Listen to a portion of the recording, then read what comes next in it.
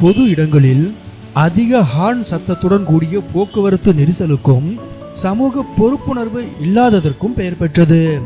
ஆனால் துபாயில் வாழும் ஒரு இந்திய பெண் துபாயின் வலுவான சமூக பொறுப்புணர்வை எடுத்துக்காட்டும் விதமாக பகிர்ந்துள்ள ஒரு வீடியோ அனைவரின் கவனத்தையும் ஈர்த்து வருகிறது.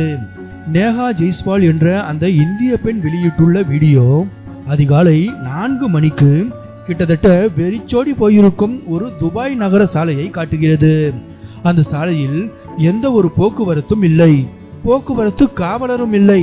இருப்பினும் சிக்னலில் சிவப்பு விளக்கு விழுந்ததும் ஒரே ஒரு கார் மட்டும் தனித்து நிற்கிறது. சிக்னல் பச்சை விளக்குக்கு மாறும் வரை அமைதியாக காத்திருந்த அந்த கார் பின்னர் புறப்பட்டு செல்கிறது.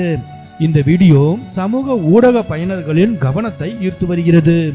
பலரும் துபாயில் போக்குவரத்து விதிகள் கடுமையாக அமல்படுத்தப்படுவதை பாராட்டுகின்றனர். வேறு சிலர் இது சிக்னலில் கேமரா, டிராபிக் போலீஸ் அல்லது நோ டிராபிக் ஆகியவற்றை பற்றியது அல்ல.